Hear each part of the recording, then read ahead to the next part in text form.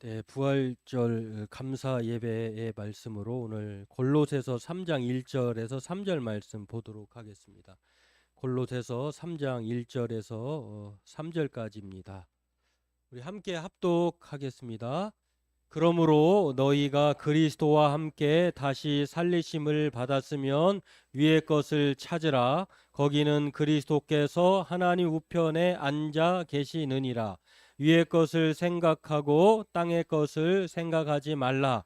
이는 너희가 죽었고 너희 생명이 그리스도와 함께 하나님 안에 감추었습니다.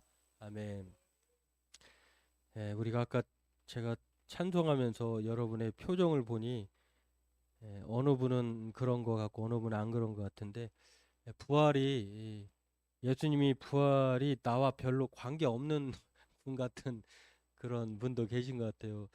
삶이 그만큼 일주일의 삶이 어제 그제 또 여러 가지 일정 그러한 삶의 무게가 여러분에게 그러한 표정으로, 마음은 그렇지 않은데 표정으로 그렇게 나타나서 그러리라 생각하는데, 이 부활의 아침에 우리가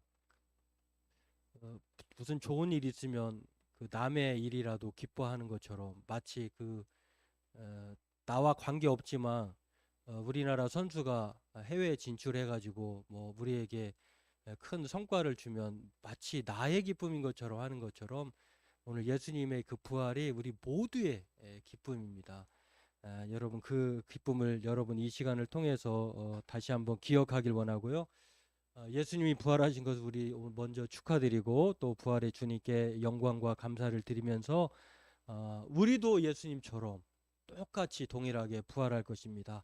이 부활의 기쁨이 우리 인생을 이끌어가는 저와 여러분들 되기를 바라고요. 오늘 그 마음을 가지고 그 부활의 주님께서 다시 오셔서 여러분의 표정과 사업장과 또 삶에 생기를 불어 넣으실 줄로 믿습니다.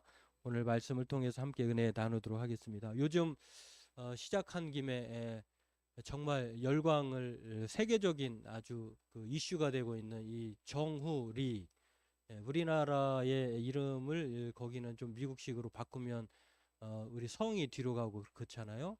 뭐 그런 것처럼 이정우인데, 처음에는 이 선수가 동양에서 온 한국 조그마한 나라에서 온 선수가 뭘 하겠느냐라고 하는 의문이 붙었어요. 그래서 정후리인데, 그래서 후를 그냥 WHO로 이렇게 물음표를 붙였어요. 얘가 뭐 이런 의문점이 들은 거죠. 근데 요즘에 활약을 보면 작년에도 몇 경기 못 뛰었어요. 2023년에 프로야구 미국 메이저리그에 진출했는데 잘 하려고 해서 그런 욕망이 앞서서 그런지 몰라도 불의의 부상을 당했어요. 그래서 몇 경기를 못 뛰었는데, 지난해는 37경기밖에 못 뛰었는데 지금은 아주 순탄하게 진행되고 있어요. 그래서 요즘에 너무너무 잘 해가지고 이제는 후가 아니라 물음표가 아니라 힘, 느낌표로 바뀌었어요. 역시 얘는 뭔가 바람의 손자, 바람의 아들이 아버지거든요.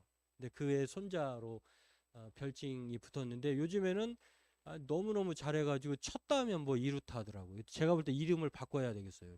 이정우가 아니라 이루타, 이렇게 바꿔야 될 것 같은데, 여하튼 그 의구심이 그냥 증명이 된, 후가 힘이 된 그런 내용인데요. 그 선수인데, 그 선수를 보면서 오늘 이 본문도 마치 예수님의 부활이, 예수가 정말 메시아였어, 그리스도였어, 하나님의 아들이었어, 다시 살아난다고 말했던 것이 정말, 이런 의구심이 오늘 부활로 다 사라졌어요. 그 의문점이 사라지고, 그가 맞았다, 그가 하나님의 아들이었다, 그가 메시아였다, 그가 구세주였다, 그가 부활하셨다, 그가 우리 또한 부활할 것이다 라고 하는 확언이 된 날이 오늘이다라고 하는 것입니다. 오늘 이 부활의 아침에 이 부활의 기쁨과 감사, 그리고 부활의 의미를 살펴보면서 다 함께 은혜 나누기를 원합니다. 오늘 본문의 시작은요, 그러므로라고 하는 말로 시작됩니다. 그러므로라고 하는 이 접속사는 앞의 것 이야기들이 원인이 되어서, 이유가 되어서 그 결과로 나타난 것을 말하는데, 도대체 그 앞에 어떤 일이 있었길래 그러므로 오늘 우리가 그리스도와 함께 다시 살리심을 받았으면 위의 것을 찾고 생각하고 땅의 것을 생각하지 말아야 하는지를 말하고 있는데, 우리가 어떠한 원인이 있었기에 우리가 이렇게 살아야 되는지를 앞의 내용을 보면 알 수가 있는데요. 1장 13절에 보면은 이런 말씀이 있습니다. 그가 우리를 흑암의 권세에서 건져내사 그의 사랑의 아들의 나라로 옮기셨으니 그 아들 14절에 안에서 우리가 속량 곧 죄사함을 얻었도다. 우리에게 어떤 일이 벌어졌냐면요. 우리가 예수님으로 말미암아 사랑의 흑암의 권세에서 벗어나서 사랑의 아들의 나라로, 하나님 나라로 우리가 들어갔다는 거예요. 그리고 우리의 죄는 다 사라졌다는 것입니다. 이게 예수님의 부활로 말미암아 일어난 발생된 사건이에요. 그리고 2장 12절에도 너희가 세례로 그리스도와 함께 장사되고 또 죽은 자들 가운데서 그를 일으키신 하나님의 역사를 믿음으로 말미암아 그 안에서 함께 일으키심을 받았느니라. 우리가 예수님만 부활한 것이 아니라 예수님의 부활로 우리도 동시다발적으로 부활하게 되었다라고, 우리는 부활의 사람이 되었다라고 이렇게 말하고 있다는 것입니다. 우리의 죄는 없어졌어요. 그리고 하나님이 예수님을 일으키신 것처럼 우리를 일으키셨어요. 부활하셨다라고 하는 것입니다. 저와 여러분들이 이제는 예수님만 부활하고 예수님 좋겠다 이게 아니라 예수님이 부활하셨으니 우리도 좋게 된 거예요. 죄가 없어졌고 부활의 몸이 되었고 그 사랑의 아들의 나라로 들어가게 되었다라고 하는 그러한 부활의 사람이 된 것을 기정사실화 하면서, 그러니 이제는 우리는 하늘의 사람이고 하나님의 자녀고 부활의 사람이 되었으니 땅의 것에 연연하지 말라. 위의 것을 찾으라. 위의 것을 생각하라. 그러므로 이렇게 말하고 있다는 것입니다. 여러분, 아무 근거가 없이 이게 땅의 것 생각하지 말고 위만 쳐다봐 하늘의 소망을 두고 살아, 이게 아니라 우리가 이미 예수님 때문에 그렇게 됐다는 것입니다. 오늘 우리에게 이 부활절은 예수님이 죽은 지 사흘 만이 다시 살아나신 실제적인 사건이에요. 그리고 예수님이 메시아 구원자라고 하는, 그리고 예수님이 하신 모든 말씀이 옳다라고 하는 인정을 받은 날이 부활절이에요. 그게 거짓이었구나, 자작극이었구나, 제자들, 소수의 제자들이 지어낸 그러한 쇼였구나라가 아니라 그러기엔 너무 증거들이 차고 넘쳐요. 왜냐하면 그 당시에 많은 증언자들이 있었고 기록물이 있었고, 그리고 실제로 가장 중요한 것인데요. 그게 예수를 믿고 따랐던 제자들이 부활 이전과 이후가 완전히 달라졌어요. 그전에는 뭐 겁쟁이, 쫄보, 부인자, 아주 배신자 이런 사람들이었는데 세상이 감당하지 못할 사람으로 변화버려요. 이게 부활의 증거예요. 오늘 이 부활의 예수를 믿는 모든 사람에게도 우리의 미래는요, 확실하게 정해져 있지만 또한 우리가 현재를 살아갈 근거가 돼요. 이 부활 때문에. 오늘 이 본문은 그것을 분명하게 명확하게 말씀하고 있습니다. 그렇다면 우리가 부활의 사람으로 살아야 할 삶이 무엇인지를 오늘 본문은 간단 명료하게 말합니다. 위의 것을 찾으라는 것입니다. 위의 것을 생각하라는 거예요. 땅의 것을 찾고 생각하지 말라는 것입니다. 여러분, 이 단어를 보면은요, 찾으라고 하는 단어를 보면은 생각하라고 하는 단어를 보면 모두 다 명령형 동사예요. 그리고 복수형, 2인칭 복수형이에요. 그러니까 어떤 특정한 사람만 생각하고 찾는 것이 아니라 예수를 믿는 모든 우리들이라고 하면은 땅의 것을 생각하지 않고 위의 것을 생각하고 위의 것을 찾아야 하는 그러한 능동형 동사라고 하는, 명령형이다라고 하는 것입니다. 단어를 보면 뭐 생각하다, 찾으라라고 하는 단어를 보면 구하다, 추구하다, 그리고 관심을 두다, 훈련하다 이런 것이에요. 이러한 삶을 성경에 나오는 모든 신앙의 인물들이 그렇게 살아간 것을 볼 수 있습니다. 아브라함을 비롯해서 우리가 요즘 계속 주일마다 살펴보는 히브리서, 특히 이제 12장에 가보면 믿음의 영웅들, 요즘에 가끔 영화를 보면은 슈퍼맨, 슈퍼우맨, 또 여러 가지 우리에게 알려진 그 만화 캐릭터 영웅들 있잖아요. 그 사람들과 결해서 어벤져스라고 하는데, 신앙의 어벤져스가 12장에 나와요. 히브리서 12장에. 믿음으로 살았던 사람, 더 나은 본향을 추구했던 사람, 더 나은 제사, 이 땅에 그것을 찾지 않고 위의 것을 찾고 생각했던 그 사람들이 12장에 나오는데, 오늘 그 사람들의 특징을 보면 땅에 살지만 땅에 속한 사람처럼 살지 않았다는 거예요. 사실 이러한 삶은 성경에 나오는 신앙의 인물들 중에 그렇게 대다수가 나와 있는데요. 그렇다면 그 사람들은 어떤 삶을 살았을까? 그 사람들이 도대체 어떤 삶을 살았기에 그 사람들을 부활의 사람이라고 하고 또 우리에게 어, 모범을 보일 만한 그런 사람으로 말하고 있는가? 그 사람들은 오늘 골로새서에서 말하고 있는 것처럼, 바울이 말하고 있는 것처럼 그냥 다분히 땅에서 살지만, 땅에 발을 디디고 살지만, 땅에 발을 디디고 사는 사람과 생각과 판단과 가치관처럼 살지 않았다는 거예요. 표현은 그렇습니다. 위의 것을 찾고 위의 것을 생각하는, 땅의 것을 찾지 않고 땅의 것을 생각하지 않는 사람이라고 하는데, 이걸 쉽게 얘기하면 과거로 돌아가지 않았고 옛사람처럼 살지 않았다는 거예요. 이 골로새서의 이 성도들은요, 그 당시에 로마의 속국이었지만 대단히 헬라화된 도시, 로마화된 도시고, 대단히 우상숭배가 가득한, 세상 말로 이 모든 세상의 법칙과 규칙이 난무한 세상이에요. 그런 세상에서 살아가고 있는 성도들에게 땅의 것을 쫓아 살아야 하는 것이 대단히 상식적이고 또 바람직한 거예요. 그러나 그런 상식과 바람직한 태도를 버리고 위의 것을 쫓아 생각하고 찾으라고 이렇게 말하고 있다는 것입니다. 과거로 돌아가지 말고 옛사람처럼, 세상 사람처럼 그렇게 살지 말라라고 하는 것은 너희들이 부활의 사람이기 때문에 그렇다라고 하는 것입니다.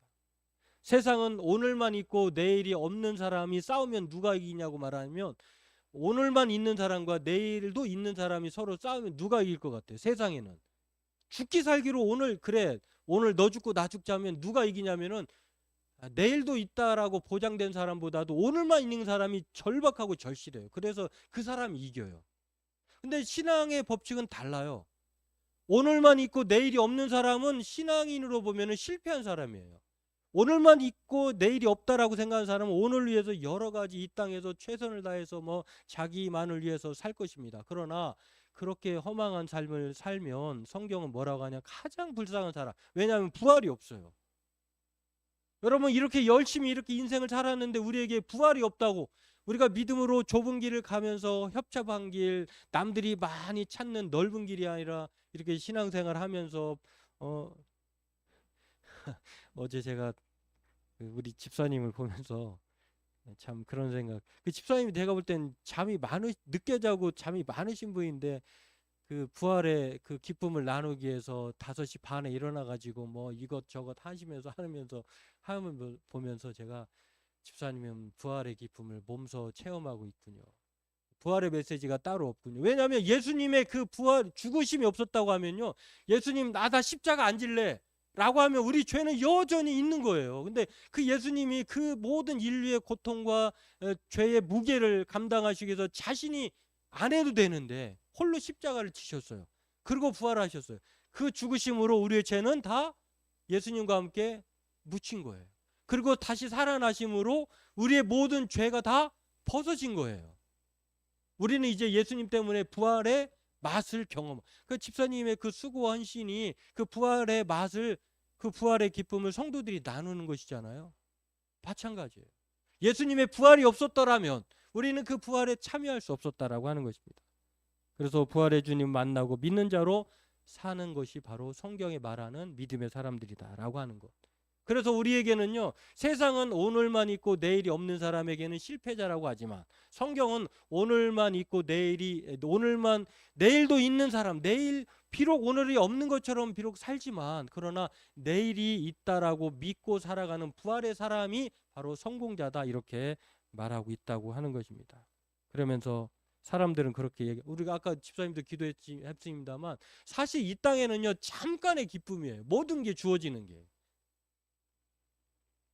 내일이면 죽을 테니 먹고 마시자. 만약에 내일이 없다라고 하면요, 오늘만 있는 사람들은 야, 내일이 없는데 내일까지 생각, 오늘 먹고 마시자, 즐기자, 이렇게 살 것이다 라고 하는 것입니다. 그러니 그 말에 속지 말라고 오늘 바울은 말을 하고 있다고 하는 것입니다. 왜냐하면 신자들에게 내일이 없다고 하는 것은, 부활이 없다고 하는 것은 가장 불쌍한 것이다 라고 말씀하고 있습니다. 때문에 비록 현실은 어렵고 내일이 보장되지 않는 것처럼 우리가 그렇게 느끼며 살고 있지만, 그러나 우리에게 부활이 있다고 하는 것은요, 궁극적으로 우리가 영원한 기쁨에 참여할 수 있다는 것을 우리는 기억해야 될 줄로 믿습니다. 성경은 곳곳에서 그렇게 말을 합니다. 계시록 21장에서도 그 부활의 기쁨에 참여하는 하나님의 나라의 사람들에 대해서 말을 하는데요. 하나님의 백성이 되고 하나님은 친히 그들과 함께 계셔서 모든 눈물을 그 눈에서 닦아주시니 다시는 사망이 없고 애통하는 것이나 곡하는 것이나 아픈 것이 다시 있지 아니하리니 내가 만물을 새롭게 하노라. 이 부활의 내일을 믿는 사람, 부활을 믿는 사람들에게 이 기쁨이 주어진다는 것입니다. 바울은 내일만 있는 내일이 없는 오늘만 있는 사람들에 대해서 고린도전서 15장은 부활장이라고 그렇게 별명이 있는데요. 그 내일이 없는 사람, 부활을 믿지 않는 사람들을 가리켜서 더욱 불쌍한 자다 이렇게 말했어요. 우리 부활이 있는 사람들은 가장 행복한 사람이다. 오늘 이 부활의 사람은요. 그래서 과거로 돌아가지 않습니다. 세상 사람처럼 살지 않습니다. 부활의 주님을 만나고 부활을 믿는 사람으로 사는 것이에요. 그래서 그 사람들은 늘 위의 것을 찾고 위의 것을 생각하고 훈련하고 거기에 마음을 두는 것이에요. 거기에 누가 있길래 도대체 오늘 본문에 누가 있다고 합니까? 예수 그리스도가 하나님 우편에 앉아 계신다. 그 주님을 바라보면서 다시 만날 주님을 기약하면서 우리의 몸이 지금은 막 생긴 것이 여러분의 스스로가 생각할 때 만족이 없을 줄로 알아요. 100% 만족하는 사람들은 없다고 봐요. 그러니까 있다고 하면은 성형이 한 번으로 끝나겠죠. 그러나 계속 하는 이유는 만족하지 못하기 때문이지 않겠습니까? 그러나 우리가 새 하늘과 새 땅에 가면 우리의 몸이 부활의 몸을 입으면 누구도 나 왜 이렇게 생겼어라고 말하지 않을 정도로 저와 여러분의 몸이 변형돼요. 최고의 모습으로. 저와 여러분들은 그렇게 새 사람을 입었고 새롭게 하심을 받은 자로서 부활의 사람으로 우리가 이렇게 살아갈 수 있다라고 하는 것입니다. 읽지는 않았습니다만 골로새 3장 9절에 그렇게 말합니다. 옛사람과 그 행위를 벗어버리고 새 사람을 입었으니 새 사람을 입을 것이야가 아니라 입었다는 거예요. 자기를 창조하신 이의 형상을 따라 지식에까지 새롭게 하심을 입은 자니라. 새 옷을 입었으면 새 사람이 되었으면 부활의 사람이 된 것인데 그러면 우리는 부활의 사람으로 살 것을 말씀하고 있다고 하는 것입니다. 오늘 우리는 부활의 주님 덕분에 예수님처럼 부활하게 될 것이고 부활의 사람이 되었다라고 하는 거죠. 그렇기 때문에 우리는 미래만 보장된 것이 아니라 오늘 그 부활의 주님 때문에 현재를 살아갈 근거를 얻게 되는 거예요. 힘들어도 어려워도. 그러나 부활의 주님이 떠나지 않는다라고 하는 것. 여러분 가수 유월 씨라고 하는 분 아십니까? 잘 모르는 분도 계실 건데 아주 그 신사 같은 점잖은 분인데 이분이 나이가 63세나 됐더라고요. 은혜 동행교회인가요? 그 교회의 은혜 동행교회 집사님이었는데 이분이 6년 전 혹은 8년 전이라고도 하는데 질병을 얻게 되었는데 폐가 문제가 돼요. 그러니까 폐가 문제가 되니까 호흡을 하는 사람들이 폐가 문제가 생기면 가수로서 그냥 끝난 거잖아요. 이분이 건강에 이상 신호가 왔다고 합니다. 오랫동안 사랑받은 가수였는데요. 폐섬유증도 찾아왔고 폐렴도 겪게 되고 몸무게가 그러다 보니까 40kg까지 줄어가지고 아주 그냥 막대기밖에 되지 않는 그런 산소호흡기에 의존해서 살아야 하는 그런 상황인데 이분이 살 수 있는 유일한 방법은 폐를 이식받는 거예요. 근데 그 기증자가 있어야 이식을 받잖아요. 대기자 명단에 올려놓았는데 참 감사하게도 이렇게 기다리는 순간 누가 기증을 하겠다고 해가지고 그 기증자의 폐를 이식을 받게 되었어요. 근데 폐 이식 받으려고 하는 그 당일날 그 사람의 기증자의 폐가 문제가 생겨가지고 취소가 돼버렸어요. 다시 살 희망이 없게 된 거죠. 근데 일주일 이후 그래서 의사가 일주일이 가장 위험합니다라고 했는데 그 일주일의 마지막이 되는 날 이 폐 이식하는 기증자가 다시 나타났어요. 다른 분이. 그렇고 다행히도 이식을 했는데요. 7시간 대수술 끝에 성공적으로 폐 이식을 받았는데 지금은 어떠냐? 건강하게 회복되고 있는 중이라고 합니다. 작년에 2023년도에 이분이 칼빈 대학 신학대학원에 또 졸업을 해가지고 지금은 전도사님인가 아마 목사님으로 과정을 밟고 있을 거예요. 근데 이분이 하나님이 주신 그 새 생명을 지금 살고 있는데 죽음 앞에 서보니 삶이 보였다고 간증을 했어요. 누구든지 지금 어려움을 당하지 않아 보면은 평상시에 그런 기쁨 몰라요. 뭔가 문제가 생겼을 때 비로소 이게 아니지라고 하면 순간 나 죽는 거 아니야? 내가 잘못 살았나? 이렇게 돌아보게 되잖아요. 근데 이분도 그렇게 고백을 했다고 해요. 죽음의 경계에서 문턱에서 딱 서보니 삶이 보였다라고 하면서 어떤 고백을 하면 이렇게 말합니다. 그렇게 살아선 안 되는 거였어요. 내 앞에 닥친 죽음에 대한 두려움보다 더 괴로웠던 건 하나님 앞에 온전히 살지 못했던 부끄러움이었습니다. 적당히의 삶, 내가 가득했던 삶, 불순종하며 살았던 삶을 정말 철저히 회개하면서 참 삶의 기회를 달라고 하나님께 매달렸습니다.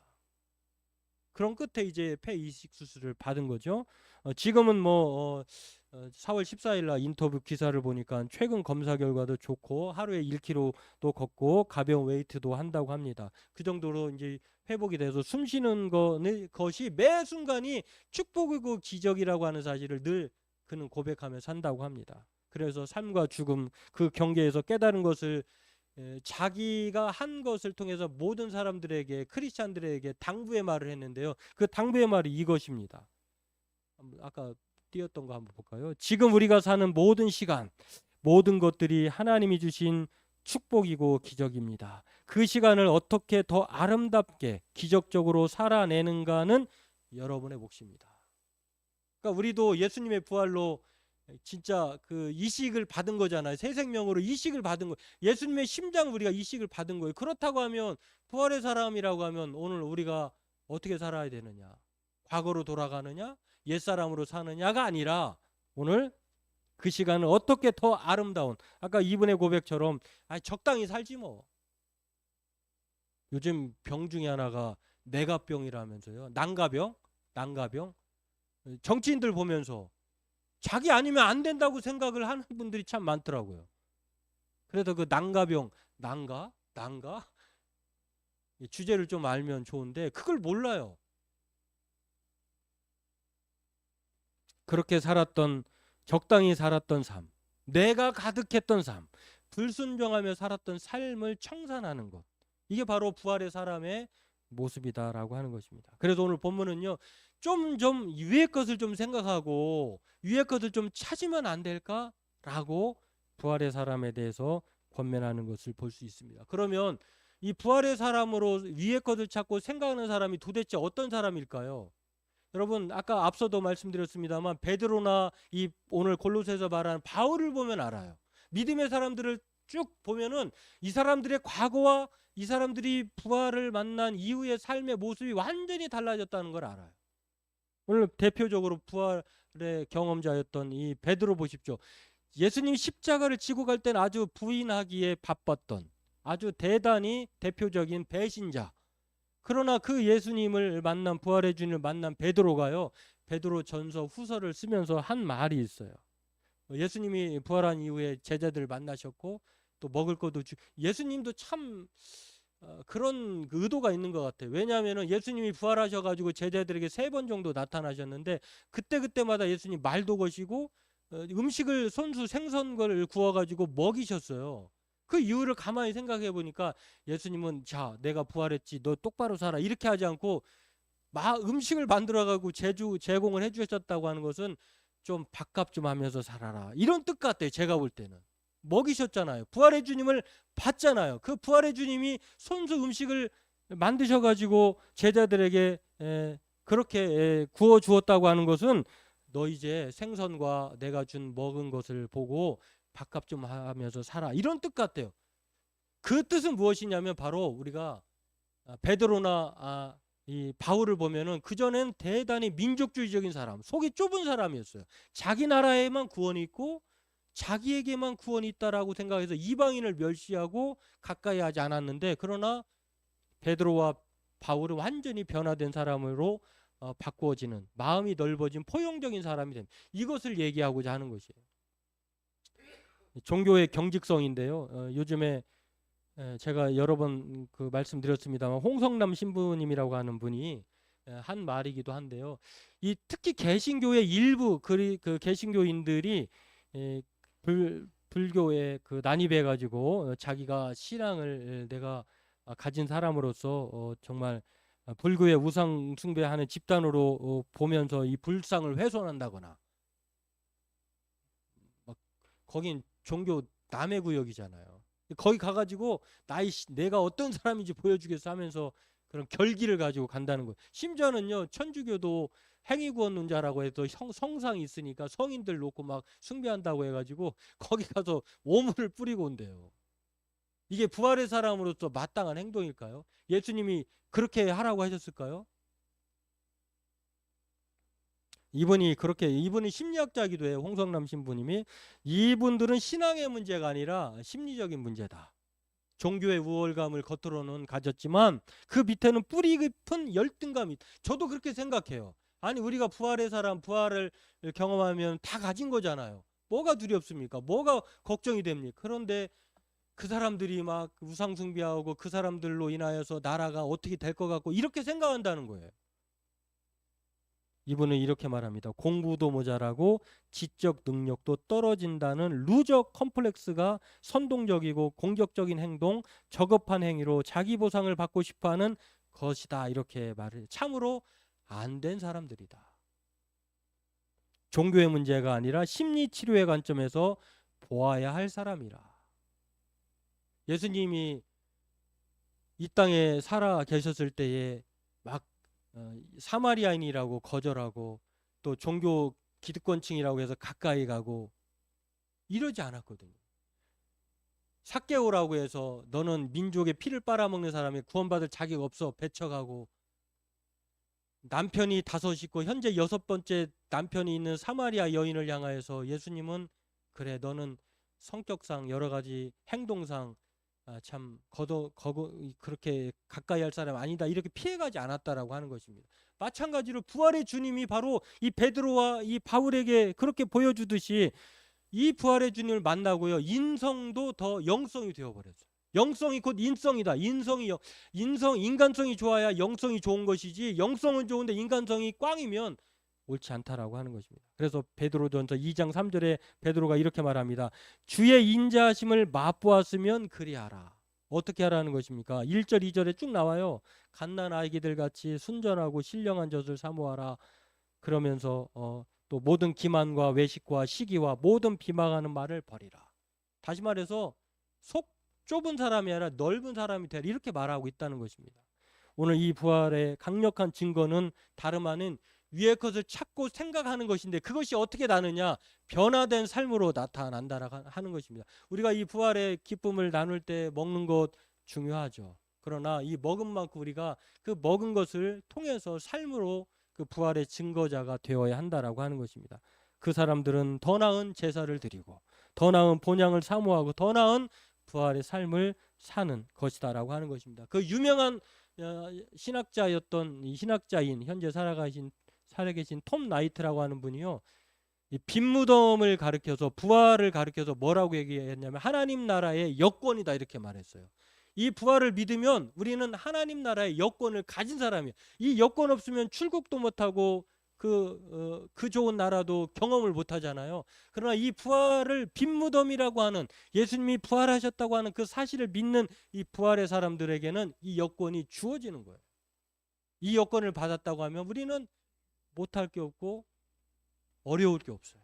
이 여권이 우리에게 있기 때문에 바라기는 저와 여러분들이 이 부활의 아침에 부활의 성도가 수고가 많은 이 수고를 통해서 저와 여러분들이 부활의 맛을 경험하는 것처럼 감사하지 않을 수 없다고 하는 것을 생각하면서 이 부활을 그냥 매년 찾아오니까 부활절 설교, 절기 설교가 가장 어렵긴 합니다만 매년 뭐 똑같은 부활이라고 생각하지 말고, 부활의 주님이 여러분에게 찾아오셔서 너는 이제 부활의 사람이야, 모든 걸 다 가져서 하나님 나라의 여권을 네가 소지하고 있잖아 라고는 그것을 생각하면서, 유일하게 구약에서 부활을 말하고 있는 성경이 다니엘서거든요. 이 부활을 경험한 사람, 부활의 기쁨을 알게 한 사람에게 성경은 다니엘은 뭐라고 얘기하냐면 많은 사람들을 옳은 대로 돌아오게 한 자는 별과 같이 영원토록 빛나리라, 이렇게 말했어요. 저와 여러분들이 바로 별과 같이 빛나는 부활의 사람인 것을 믿고 세상을 주님과 동행하면서 힘차게 살아가는 우리 성도들 되기 주의 이름으로 축원합니다.